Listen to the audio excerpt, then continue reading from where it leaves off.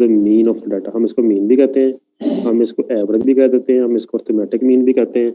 ये last time मैंने आपको क्लियर की थी चीज़ें थोड़ा बहुत। ये एवरेज है, जैसे हम सिंपली एवरेज हम बहुत ज़्यादा यूज़ करते हैं प्रैक्टिकल लाइफ के अंदर भी ना, तो ये वही एवरेज है, ठीक है। मतलब 5 स्टूडेंट्स के पास अगर आपके पास टोटल पैसे हैं सारों की पॉकेट में, तो अगर मुझे एवरेज निकालनी है आपके पास कितनी है, तो मैं पाँचों के जो आपकी पॉकेट में जितने जितने रुपीज़ हैं उनको ऐड कर लूँगा, डिवाइडेड बाय 5 कर दूंगा, तो एवरेज आ जाएगी, ठीक है। अच्छा, इस एवरेज को सबसे ज़्यादा आगे इंपॉर्टेंट बात जो है वो हम इसी एक्स वैल्यूज़ में से इस एवरेज को माइनस करते हैं, ठीक है। क्यों करते हैं, ठीक है। ये हम डिस्टेंस लेना चाह रहे हैं of the observations from there mean, distance of all observations from there mean, कि मीन से कितने फासले पर हैं बाकी वैल्यूज ना, वेरिएशन देखना चाह रहे हैं डाटा के अंदर। यानी अगर फर्ज करें 5 दोस्तों के पास कुल मिला के जो पैसे बनते हैं और उनको मैं एवरेज, और मुझे पता चला जी कि आपके पॉकेट में तो ऑन एवरेज 1500 रुपया है, चार दोस्तों की पॉकेट में 1500 ऑन एवरेज, तो अब इसका मतलब हरगिज नहीं है कि हर किसी की पॉकेट में 1500 रुपया हो। तो मुझे बेसिकली देखना ये है कि अगर 1500 एवरेज है तो सब लोगों की पॉकेट में जितने पैसे हैं उनमें वेरिएशन कितनी है, तो उस वेरिएशन को मैं इसी तरह कैलकुलेट कर सकूंगा। अगर मैं सारे इंडिविजुअल वैल्यूज यानी इंडिविजुअल आपके पास कितने कितने पैसे हैं उसमें से अगर पैसे मीन जो अमाउंट बनती है वो माइनस कर दूं, तो मुझे डिफरेंस मिल जाएगा वैल्यूज का फ्रॉम देयर मीन। तो ये तो एक चीज़ ये होगी, एक्स माइनस एक्स बार। अच्छा, 68.5 को मैंने माइनस किया, हर वैल्यू में से माइनस किया, तो मेरे पास जो वैल्यूज आई वो -3.5 जो value first one 65 minus mean, तो मीन कितना है 68.5, तो ये पहली वैल्यू जो है -3.5, I have obtained this value by 65 minus 68.5। तो ये ऐसे मैंने वैल्यू मैं दोबारा कलेक्ट किया, अगर मैं इसको सॉल्व करूं तो आंसर इज 3.5 इन माइनस, ठीक है। तो ये मैंने ऐसे लिया। सिमिलरली ये अगली वैल्यू यानी 71 माइनस 68.5, फिर जो अगली वैल्यू तीसरी, ठीक है 67 माइनस 68.5, ये मीन है ना, इसको माइनस करना है सब वैल्यू में से। ये डिस्टेंस मैंने ले लिया सारी ऑब्जर्वेशंस का, ठीक है। तो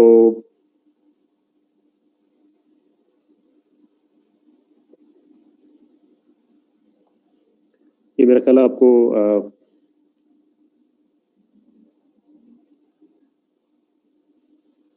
ये सारे लोग फॉलो कर रहे हैं,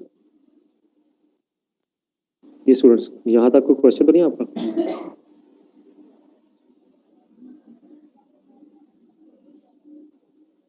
एनी क्वेश्चन? ठीक है।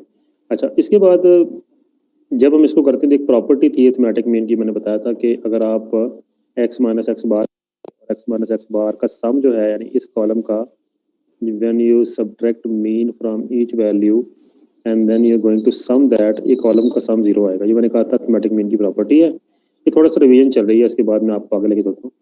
And then x minus x bar square इसलिए किया है क्योंकि हमने डिफरेंस का सम तो हमेशा 0 होगा, और अगर मैं स्केयर कर लूँ, देखिए ये मीन की वैल्यू यहाँ पुट कर दी है 68.5। If you write x minus x bar square that is also okay, x minus x bar that is also okay.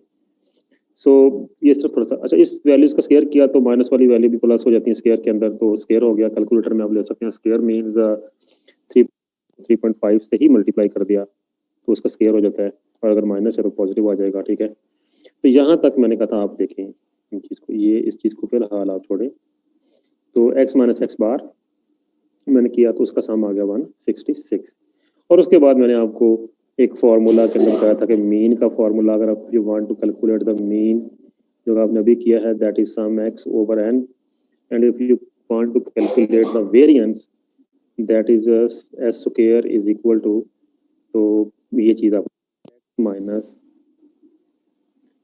X bar square divided by n minus 1, और उसके बाद आपने इसको अंडर रूट लिया। अगर मैं तो स्टैंडर्ड डेविएशन बन जाता है कि अगर आपने सारे का अंडर रूट ले लिया है, जो ऊपर चीज़ पड़ी हुई है, sum of x minus x bar over n minus 1, उसका आपने अंडर रूट लिया तो वो आ गया उसका वेरिएंस, यानी ये मीन है ये वेरिएंस है और वेरिएंस का अंडर रूट लिया तो ये स्टैंडर्ड डेविएशन बन गया, ठीक है, स्टैंडर्ड डेविएशन बन गया। तो ये चीज़ें हैं सारी। सबसे ज़्यादा इम्पोर्टेंट जो है वो मेजर ऑफ सेंट्रल टेंडेंसी में मीन है, we use arithmetic mean, we call it arithmetic mean also. और सबसे ज़्यादा widely used measure of variation, मैंने आपको यहाँ पे दो मेजर पढ़ा दिए, एक मेजर ऑफ सेंटर मीन और एक मेजर ऑफ वेरिएशन मैंने पढ़ा दिया आपको वेरिएंस, और वेरिएंस के साथ स्टैंडर्ड डेविएशन भी बता दिया। अगर आप अंडर रूट ले लें तो स्टैंडर्ड डेविएशन बन जाता है। अच्छा, in case you have any question और any query regarding my voice और रिगार्डिंग लेक्चर, तो आप मुझे जो है वो चैट बॉक्स आपका साथ खुला हुआ है, आप उसमें मैसेज कर सकते हैं, ठीक है। अच्छा, इसके बाद और भी कुछ मेजर्स थे एवरेज के जो मैंने आपको बताया यहाँ पे। अच्छा, मीन आपने पढ़ लिया। ये जो कॉन्सेप्ट है वेटेड मीन, वेटेड मीन का मतलब है अगर आप कुछ मीन लेना चाह रहे हैं वैल्यूज का, लेकिन आप उन सब को बराबर वेट नहीं देना चाह रहे। मैं आपको एग्जांपल देता हूँ। जब यूनिवर्सिटी में एडमिशन लेते हैं, किसी भी यूनिवर्सिटी में अप्लाई करते हैं, एडमिशन लेते हैं, तो आपके जो मार्क्स होते हैं मैट्रिक के या एफएससी के, उसके बाद आपका टेस्ट होता है एंट्री टेस्ट, उसके मार्क्स।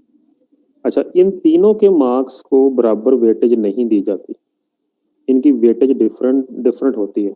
और आपका जो स्कोर निकलता है ना एडमिशन के लिए, वो वेटेड एवरेज होता है, ठीक है। यानी आपने तमाम सब्जेक्ट को बराबर वेट नहीं दिया, या तमाम क्लासेस को बराबर वेट नहीं दिया, या तमाम वैल्यूज को बराबर वेट नहीं दिया, तो आपने किसी वैल्यू, जब बराबर वेट नहीं देंगे इसका मतलब किसी को वेट ज़्यादा जाएगा, किसी को कम जाएगा। तो ये अक्सर बिल्कुल करते हैं, घरों में भी बात करते हैं, जैसे कि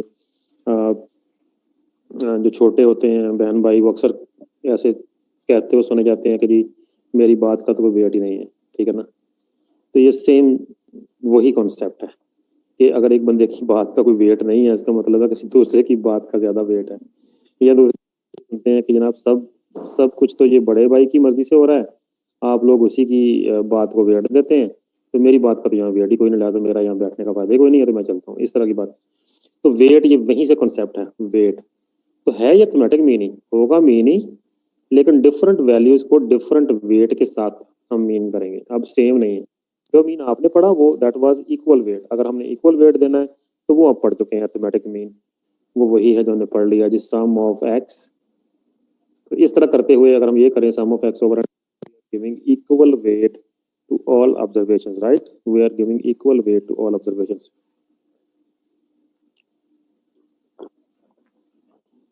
अच्छा, उसके बाद हम आते हैं वेटेड। वेटेड वेट कैसे करना है, तो वेटेड मीन को हम डिनोट करते हैं x bar W, W stands for wait, और वेटेड मीन इसको बोलते हैं। सिंपल नहीं होता, सिंपल मीन नहीं होता, बल्कि वेटेड मीन का मतलब है कि हर वैल्यू को हमने वेट असाइन करना है। अच्छा, यूजली जो है हम वेट आउट ऑफ 100 असाइन कर देते हैं। यानी फर्ज करें, आप सिंपल सी बात मैं आपको बताऊं कि अगर आप इस सेमेस्टर में 5 सब्जेक्ट पढ़ रहे हैं, if you are studying in this semester, जिसमें से एक स्टैट है, एक मैथ हो सकता हो, एक बिजनेस का हो, एक कंप्यूटर का हो, तो डिफरेंट अगर आप कोर्सेज आप कह लें, अगर आप 5 कोर्सेज पढ़ रहे हैं, और अगर मैं कहूँ जी इन 5 कोर्सेज में जो आपके मार्क्स आए हैं उसकी मुझे एवरेज बता दें, तो आप कैसे निकालेंगे जी बच्चे? आपके फाइनल मार्क्स कोर्स आ गए, आपके फाइनल आ गए, मेरा क्वेश्चन ये है कि आप इनकी एवरेज निकाल दें।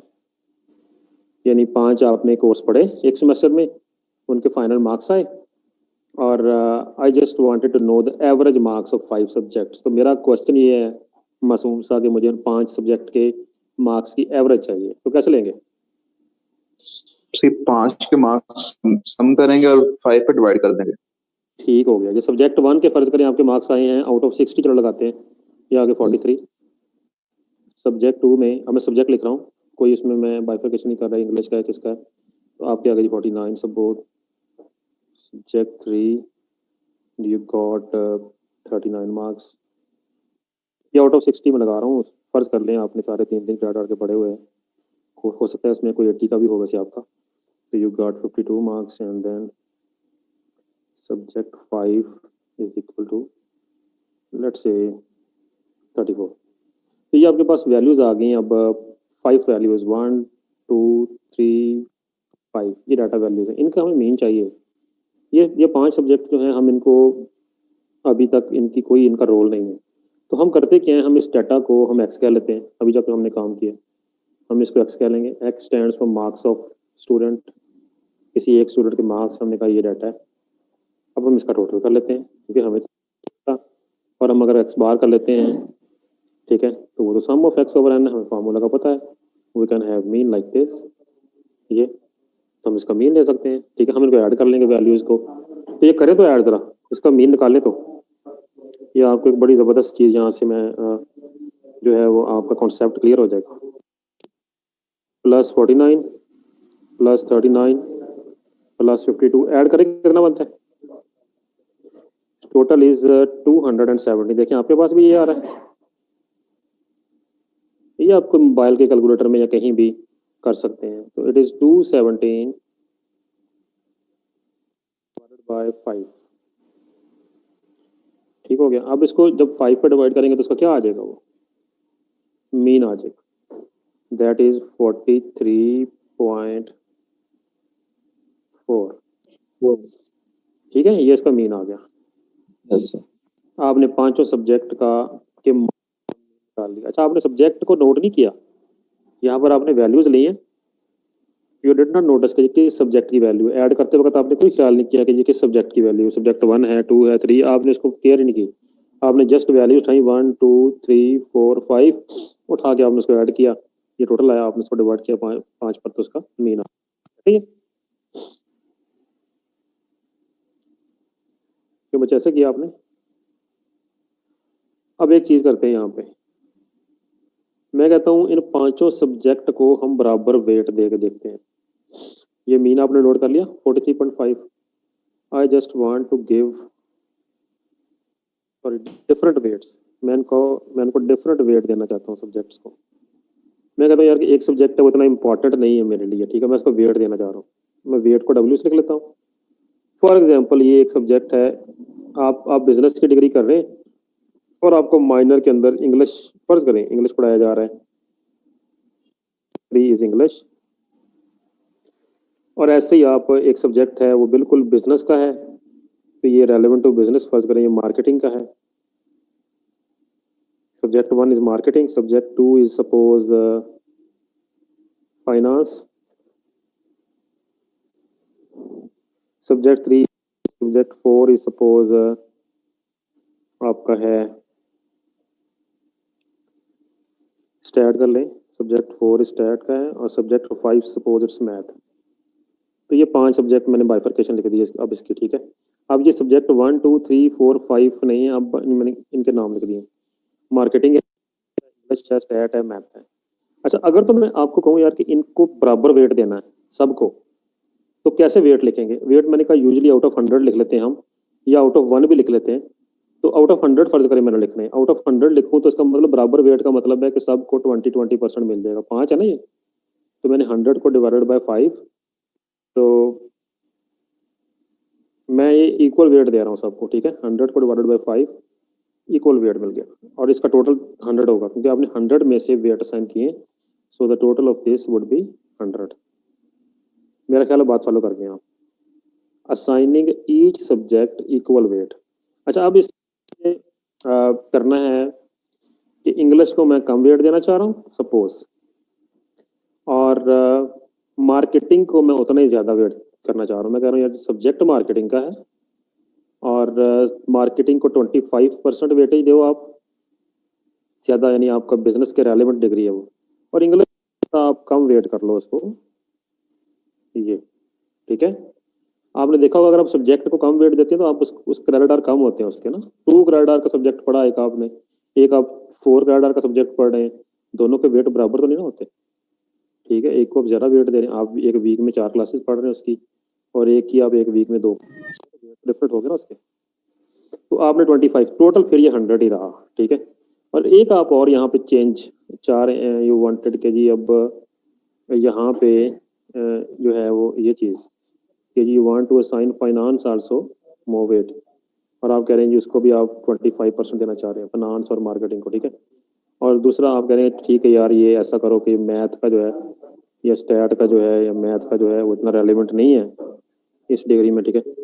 तो वहां पर आप उसको उसका कर दो। So if it is like this, right. तो ये देखें आप, अब अगर आप देखें तो ये मार्केटिंग और फाइनेंस का कुल मिला के वेट कितना हो गया, ये देखें, ये कुल मिला के वेट हो गया इसका 50, और इन तीनों का कुल मिला के कितना होगा 50। सो इट मीन्स ये मतलब ये चीज क्लियर हो जानी चाहिए आपको। चेंज करने से अब देखें मैं मीन पर कैसे फर्क पड़ता है, और अगर वेट मैंने चेंज किए हैं, बराबर वेट नहीं है, याद रखें अगर बराबर वेट है तो वो मैंने पहले कैलकुलेट कर दिया, अभी ये बराबर वेट के लिए है, ठीक है, उसमें वेट लगाने की जरूरत नहीं है। अगर वेट बराबर है तो कैलकुलेट सिंपल मीन, कोई मसला नहीं उसमें, वो आप वेट को लिखो ही ना, ठीक है। वेट बराबर नहीं है तो हम उसका मीन निकालना चाहते हैं, तो then it will be weighted mean. और आएगा कैसे हो, जैसे हम ऊपर लिखते थे सम ऑफ एक्स, ठीक है। अब क्या है सम ऑफ डब्ल्यू एक्स, तो हम डब्ल्यू जो वेट होगा उसको एक्स से मल्टीप्लाई कर देंगे, फिर सम करेंगे और divided by sum of W. अब देखिए आप कैसे होता है ये सारा काम, ठीक है। अब एक हम यहाँ पे कॉलम बनाएंगे एक्स ऑफ डब्ल्यू, यानी एक्स को डब्ल्यू से मल्टीप्लाई कर दें। अब हम 25 को 43 से मल्टीप्लाई करेंगे और इसका आंसर यहाँ पे लिखने वाला हूँ मैं, 25 मल्टीप्लाई बाय 43, तो आंसर बन गया इसका 105। अगर किसी को समझ नहीं लगी है क्या मैंने किया है तो अभी पूछे क्वेश्चन, ठीक है, फिर बाद में नहीं हो कर दे, मुझे समझ नहीं आया ये। क्या समझ? अभी मैंने कहा कि एक्स को डब्ल्यू से मल्टीप्लाई करना है, ये समझने लगा? हेलो, या वेट का समझने लगा? सर वेट का नहीं समझ लगा। वेट बच्चे आपको गिवन होंगे ना, वो मैंने खुद से नहीं लगाया, ये मैंने खुद से लगाए ना, ये वेट आपको क्वेश्चन के अंदर गिवन ही होंगे ना, ये किसी न किसी ऑब्जेक्टिव पर वेट लगाए जाते हैं। सर देखा है जब एडमिशन लेते हैं तो कहते हैं जी आपके मैट्रिक के मार्क्स को 0.2 से मल्टीप्लाई कर दो, और आपके एफएससी के मार्क्स को 0.4 से मल्टीप्लाई या डिवाइड कर दो। सपोज मैट्रिक के मार्क्स को 5 पे डिवाइड कर दो, इंटर के मार्क्स को 4 पे डिवाइड कर दो, और बीएससी के मार्क्स उनसे जमा कर लो, और फाइनली जो है आपके इंटरव्यू कर लो, तो कुल मिला के मेरिट बनता है। वो डिवाइड कर रहे होते हैं, एक्चुअली वेट दे रहे होते हैं उनको। अगर आपने किसी चीज को 4 पे डिवाइड कर दिया ना, इसका मतलब आपने चौथे हिस्से का वेट दिया उसको, ठीक है। तो ये मैंने अभी वेट दिए हैं, डिफरेंट सब्जेक्ट को डिफरेंट वेट कर दिए हैं, और मैं वेटेड एवरेज चाह रहा हूँ, तो ये मैंने खुद अपनी मर्जी से कर दिए 25 15, या आपको गिवन। तो अब हमने करना क्या है, वेटेड मीन के लिए वेट को असली मार्क्स जो आपके ओरिजिनल मार्क्स हैं और जो आपका वेट है उनको आपने आपस में मल्टीप्लीकेशन करनी है। 43 को आपने 25 से मल्टीप्लाई किया और आंसर आया 1075। सिमिलरली आपने अगली वैल्यू 49 मल्टीप्लाई बाय 25, तो ये सारा टेबल आप ले जाएंगे इसी तरह। करें तो जरा इसको, ये आ जाएंगे 1 2 2 5, जो मल्टीप्लाई कर रहा हूँ एक्स इंटू डब्ल्यू को। Third value is 15 multiply by 39, ये 585।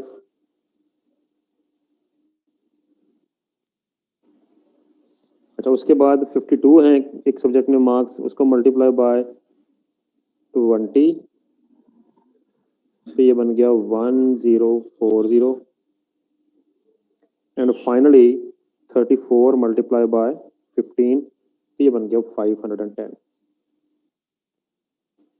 तो अगर मैं सारी वैल्यूज को ऐड कर दूं, यानी 510 को मैं 1040 में ऐड कर दूं, and then 585, and then plus 1225 and plus 1075, यानी पांचों वैल्यूज को मैं ऐड कर दूं, आई गॉट द आंसर 4430। और इसका अगर मैं देखूं तो वेट जो सम वो 100 है ऑलरेडी, और इन दोनों को डिवाइड करने से आपके पास वेटेड मीन बन जाता है। ये देखें इसको, यानी ये पॉइंट नहीं आएगा, पॉइंट तो आगे जाकर मीन में आएगा ना, जब डिवाइड कर देंगे तो पॉइंट आ जाएगा। अदरवाइज ये 4435 divided by, and this is equal to 44.35, this is the weighted mean. और इसके मुकाबले में जो आपने अभी एक मीन निकाला था थोड़ी देर पहले, सिंपल मीन, उसका आंसर आया था मेरे पास 40, याद करें 43.4, यही था उसका simple mean of the 43.4, and weighted mean is 44.35। तो वेटेड मीन जो है वो सिंपल मीन से या तो वो ज़्यादा होगा या वो कम होगा, उसके बराबर उस सूरत में होगा जब वेट बराबर हो जाए। अब देखिए हुआ क्या है, अगर अब देखिए मैं आपको इन सिंपल टर्म्स में ये समझाता हूँ। ये 5 subject, let be repeated again. फर्ज करें आपके 2 सब्जेक्ट हैं। अब देखो समझने की बात यहाँ से देख लें आप, 2 सब्जेक्ट में आपके नंबर भी बराबर आ गए, चलें जी, दोनों में 50-50 है। अब देखिए सिंपल एग्जांपल है, आप जरा इसको और सॉर्ट आउट कर लें। ये मार्केटिंग सब्जेक्ट और ये जो है ये समझ लें इंग्लिश है, चलें, दोनों में सेम मार्क्स। जल्दी से बताएं दोनों की एवरेज क्या होगी, जल्दी जरा, 1 मिनट रहता है फिर हमारा सेशन एक्सपायर हो जाएगा। सर 50-50 50, दोनों में से 50 है तो सिंपल एवरेज क्या हुई 50, यानी आपने 50 जमा 50 100 डिवाइडेड बाय 2 क्या हो गया 50, तो ये एवरेज आ गया। अच्छा अब मैं कहता हूँ यार marketing is your major subject, तो I want to give 60% weightage to marketing and 40% to English. अच्छा अब आपका वेटेड मीन निकालना है यहाँ पे, ठीक है, तो क्या होगा बताएं जरा, इसको कैलकुलेट कर लें। 60 को आप 50 से मल्टीप्लाई करें और करें जरा इसको, कितना आएगा,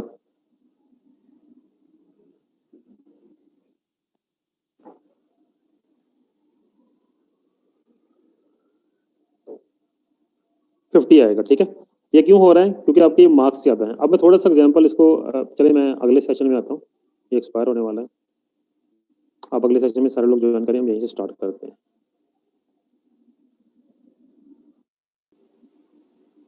टोटल मार्क्स को छोड़िए अभी कितने हैं, बस जस्ट आप देखें दोनों सब्जेक्ट में आपके मार्क्स क्या है, या इसको भी थोड़ा सा अगर आउट ऑफ 60 लेने हैं, क्योंकि आपके पास जो है ना आउट ऑफ 60 वाला स्ट्रक्चर बना हुआ, तो आप समझिए 50 नंबर आपके मार्केटिंग में आए और 40 नंबर आपके स्टैट में आए। कैन यू हियर मी, आवाज आ रही सब?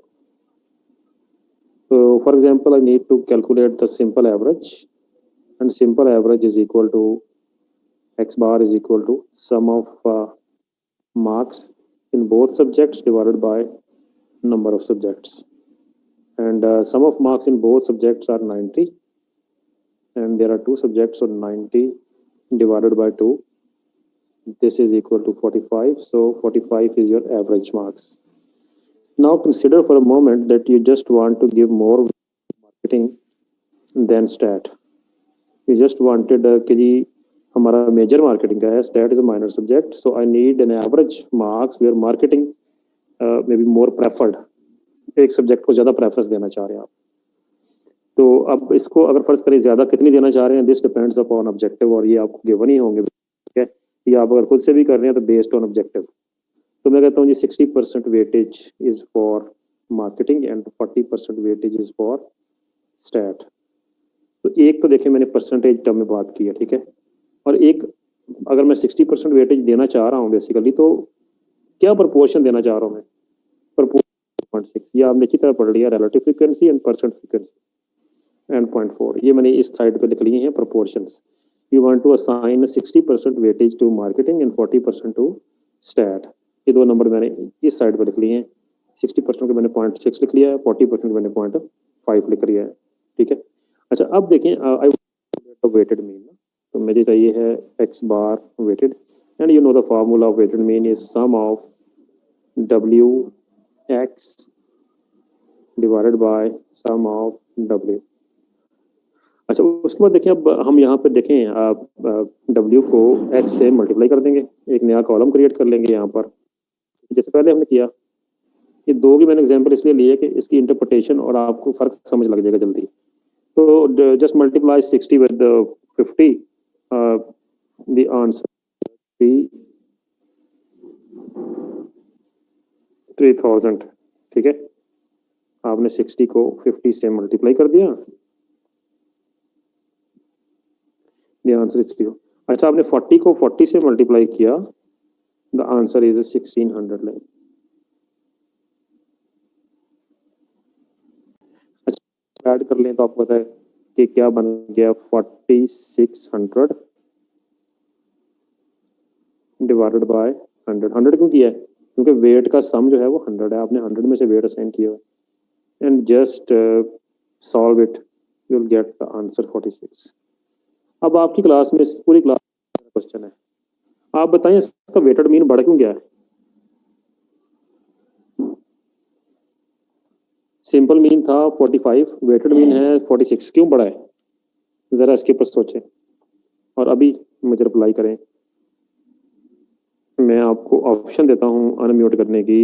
ये वही स्टूडेंट जो इसको आंसर करना चाहे अनम्यूट करें और आंसर करें मेरी बात का। सर ज्यादा नंबर्स को हमने ज्यादा वैल्यू दी। ठीक है, हाँ जी, फॉलो किया बाकियों ने? क्यों जी, क्यों स्टूडेंट्स फॉलो किया?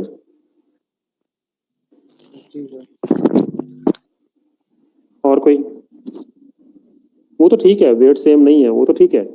मेरा वेट सेम ना होने से वेटेड एवरेज कम भी तो हो सकती है ना, कम भी हो सकती है, यहाँ पर ज्यादा हुई है।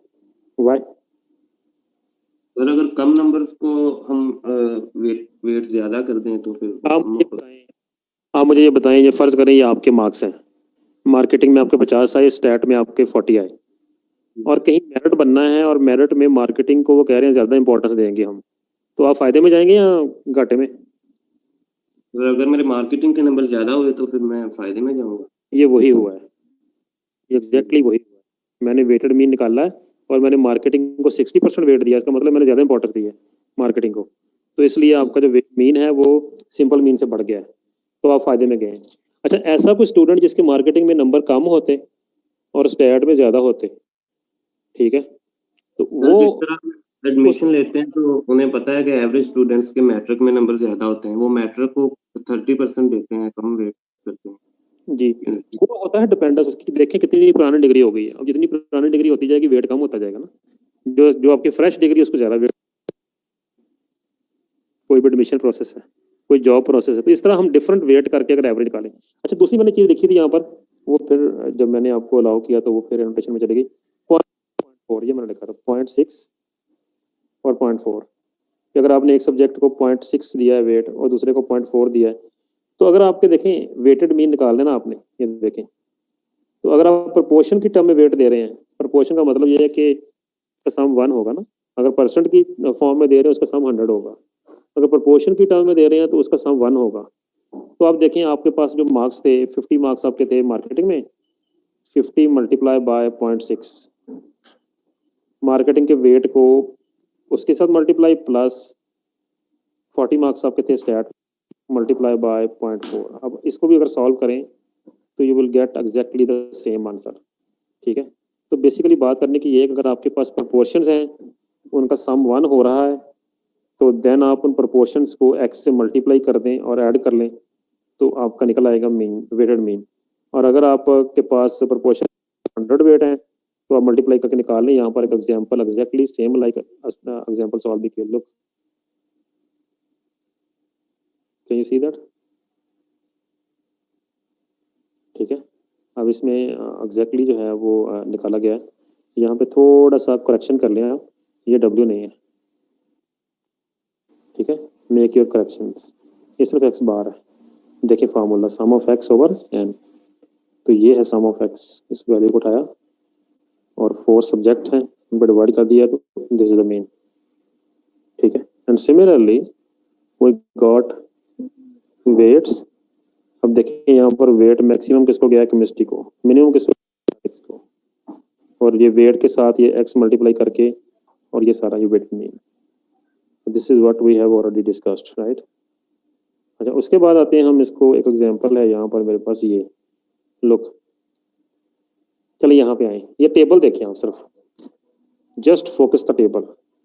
आपके कितने सेक्शन है बीबीए के इस वक्त? ये बच्चे कितने सेक्शन है? 4 sir, A B C D B C D. तो ये फर्ज करें वैसी ही एक एग्जांपल है, मैंने कहा कि if a class has 3 sections और उन तीनों सेक्शन, अब क्वेश्चन गौर से समझना है, अगर आप प्रॉब्लम समझेंगे तो आपको सोल्यूशन पता चल जाएगा। और मैं कहता हूँ कि जी सेक्शन ए में 40 स्टूडेंट्स हैं, सेक्शन बी में 30 स्टूडेंट्स हैं, सेक्शन सी में 43 स्टूडेंट्स हैं, ठीक है। तो अगर ऐसा है तो इसका मतलब नंबर ऑफ स्टूडेंट्स डिफरेंट आ रहे हैं हमारे पास डिफरेंट सेक्शंस में, और वैसे भी नेचुरली देखा जाए प्रैक्टिकली भी ऐसा होता है, हर सेक्शन में नंबर ऑफ स्टूडेंट सेम तो थोड़ी होते ना, तो ये डिफरेंट उसमें आ रहे हैं। अच्छा, तो डिफरेंट आ रहे हैं तो इट मीन्स कि हमने देखा उनका फिर एवरेज क्या है, ठीक है, यानी कि एवरेज मार्क्स क्या है।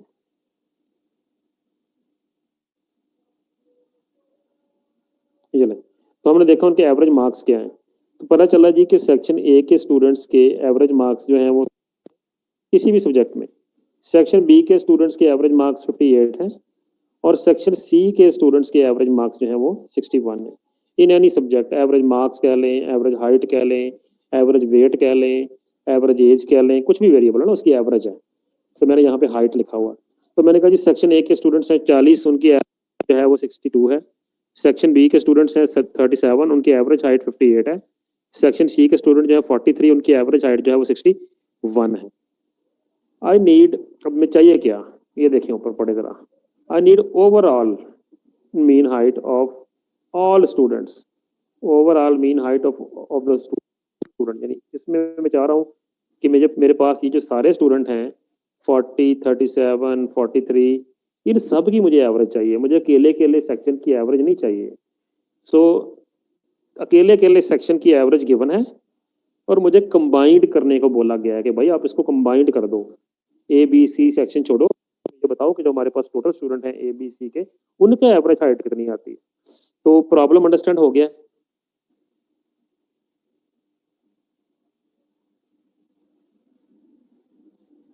क्यों जी बच्चे, आई हैव टोटल स्टूडेंट्स, वो कितने हैं 110 टोटल स्टूडेंट्स, तो मुझे टोटल स्टूडेंट्स की एवरेज कि मुझे section A, section B, section C की चाहिए। अब मेरे पास डाटा नहीं है, क्लियर, मेरे पास डाटा नहीं है, बट मेरे पास ये है कि हर सेक्शन की एवरेज कितनी बन रही है, ये मेरे पास डाटा है। सेक्शन के नंबर ऑफ स्टूडेंट्स भी हैं, हर सेक्शन की एवरेज भी है, ठीक है। तो मुझे फाइंड करना है, just focus on the question first, then we will talk about the solution. Calculate overall, या मैंने इसको कंबाइंड कह दिया। कंबाइंड क्यों कहा है कि बेसिकली सेपरेट मेरे पास एवरेज है, अब मुझे इन एवरेजेस को कंबाइंड करना है। किस चीज को मुझे कंबाइंड करना है, इनकी एवरेज को, ये एवरेजेस हैं इनको कंबाइंड, ठीक है। अब एक तो तरीका ये है कि जो सिंपल लोग सोचते हैं और गलती करते हैं, वो तरीका ये है कि आप भाई इन तीनों एवरेज ये आप ऐसे कर लो,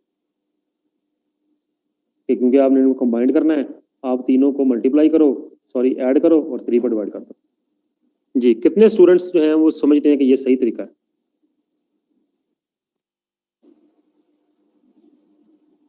जी बच्चे, is it the right way to calculate the overall mean, to calculate the combined mean? ये combined mean पढ़ रहे हैं, बोले भाई, एनीवन? अगर आपके पास 3 डिफरेंट सेगमेंट्स की एवरेज हो और आप उनको कंबाइन करना चाहें, आप कभी एवरेजेस की एवरेज नहीं ले सकते, याद रखें। You can not take the average of averages. इसलिए ये जो मेथड आपके सामने, आप सोच ही पड़ गए सारे लोग ना, ये दिस इज रॉन्ग, ऐसा नहीं कर सकते। तो हम करेंगे क्या फिर? वी हैड अ फार्मूला, नीचे मैंने फार्मूला लिखा है, कंबाइंड मीन का हमारे पास पूरा फार्मूला है। और फार्मूला में हमने करना क्या है, मैंने बॉक्स बनाया, नीचे बॉक्स के अंदर फार्मूला लिखा है, but we just need to focus के हो क्या रहा है। यहाँ पे हो ये रहा है कि आप हर स्टूडेंट के जो नंबर ऑफ स्टूडेंट्स हैं उनको आप डिफरेंट नोटेशन पहले दे लेंगे। अगर आपके पास सेक्शन ए है, आप इसको कह लें N1, ठीक है, N1 is equal to 40, N2 is equal to 37। N1 N2 क्यों कहा? भाई टोटल सैंपल साइज हमारे पास है N, और ये 3 हिस्सों में आगे डिवाइड हुआ है, section A, section B, section C, क्योंकि मुझे N का चाहिए ना मीन, वो 3 हुआ है, N1 N2 और N3। इन तीनों को मैं ऐड करता हूँ ना, तो मेरे पास बनता है N, और उस N की मुझे एवरेज चाहिए, ठीक है। इसलिए मैं इसको N1 N2 और N3 मैंने कह दिया है। ये section A, section B, section C, sample size मैंने उसमें कह दिया, उसको साइज कह दिया उसका कि ये साइज। अच्छा, मेरे पास मीन भी है। जब मेरे पास N1 यानी सेक्शन ए की स्ट्रेंथ 40 है, वहां पर मेरे पास उसका X1 बार, ये 1 लिखा मैंने, 1 को लिखा क्योंकि ये सेक्शन पहले, फिर ये सेक्शन दूसरे की बात हो रही है, सो मीन 2। सिमिलरली सेक्शन 3 की बात हो रही है, mean 3। So I have 3 sections, 3 means, I call them x2 bar, x3 bar, and I have different strength in each section. I call them n1, n2, n3, and I have to multiply these two. अब मुझे यहाँ पर इनको multiply करना है, इन दोनों को multiply करना है, फिर मुझे इन दोनों को मल्टीप्लाई करना है, फिर मुझे इन मल्टीप्लाई करना है। तो ये मैंने ऊपर किया हुआ है, देखिए n1 x1 बार, n2 x2 बार, n3 x3 बार। जब मैं मल्टीप्लाई कर लूंगा साथ, उनको बाद में इसमें ऐड कर दूंगा। तो आप इसकी कैलकुलेशंस अगर हैं, आप मतलब अगर टेबल बना हुआ है तो आप उनकी कैलकुलेशन टेबल के अंदर भी कर सकते हैं। यानी अगर आप 40 को 62 से मल्टीप्लाई करें यहाँ पर, तो आप यहाँ पर एक सकते हैं ni x बार i मैं लिख रहा हूँ क्योंकि i ने पहले 1 होना है, फिर i ने 2 होना है, फिर i ने 3 होना है। तो इसलिए आप इसकी कैलकुलेशन आप यहाँ भी कर सकते हैं, टेबल के अंदर भी कर सकते हैं। 40 मल्टीप्लाई बाय 62, तो पहला आया मेरे पास यहाँ पर 2480। दूसरा ये है कि मुझे 37 को मल्टीप्लाई करना है 58 से, तो ये मेरे पास आया 2146।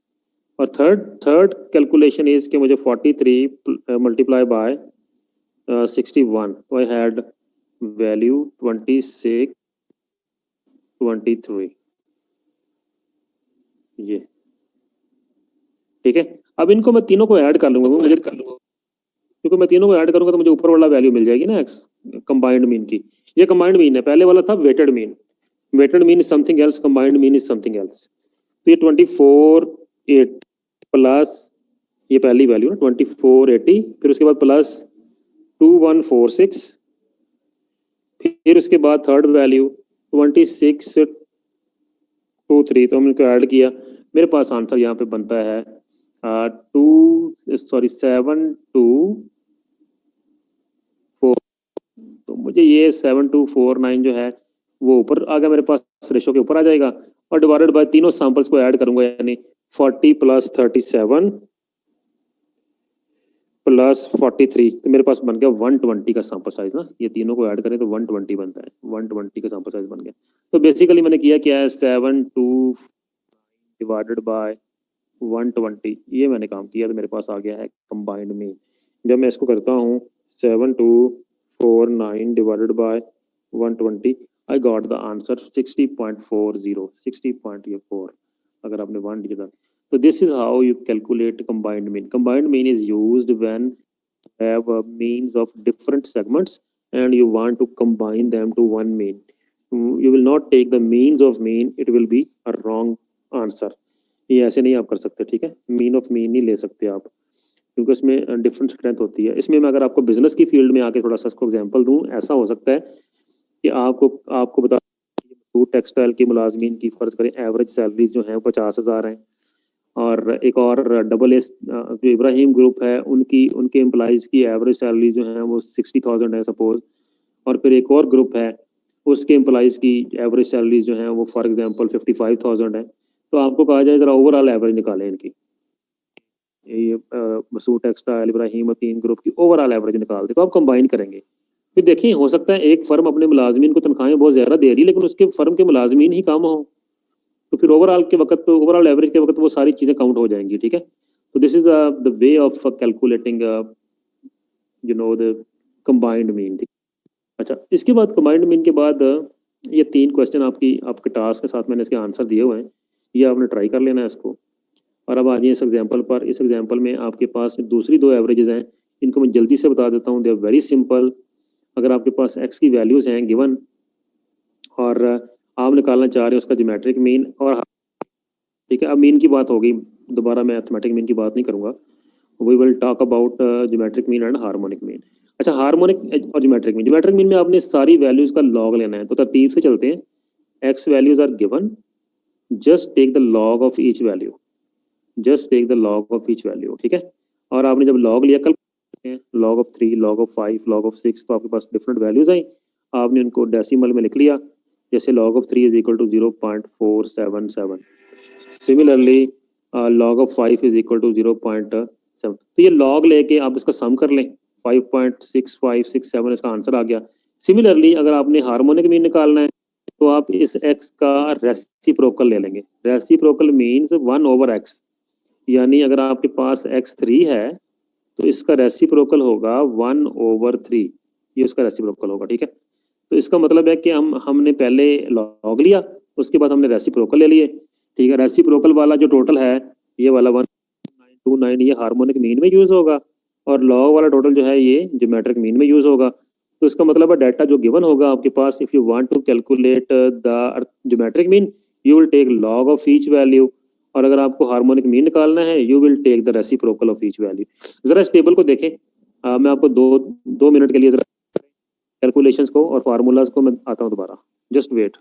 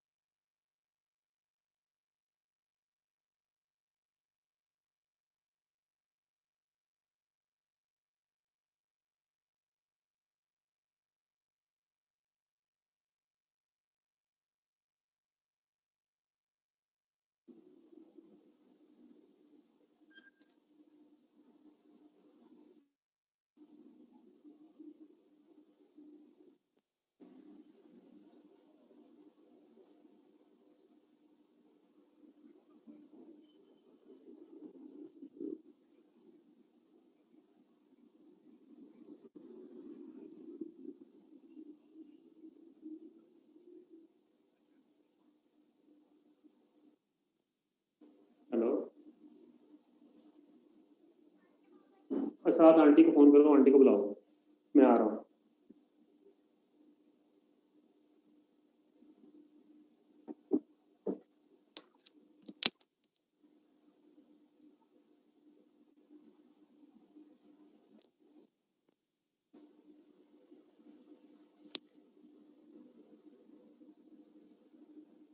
ज्योमेट्रिक मीन और हार्मोनिक मीन को तो उसके बाद ना हम नेक्स्ट वीक इसको देखेंगे बाकी चीज़ों को, ठीक है। I have to go somewhere. तो ये जो आप यहाँ तक इसको ज्योमेट्रिक मीन, ये फार्मूला आपके सामने लगा हुआ है, ये वैल्यूज उठाएं और यहाँ पर पुट करें और सॉल्व करें इसको, और इसको कैलकुलेट कर लें, ठीक है, ज्योमेट्रिक मीन हार्मोनिक मीन को। अगला फिर इसके आगे जो है वो हम नेक्स्ट वीक में इंशाल्लाह देखेंगे, ठीक हो गया।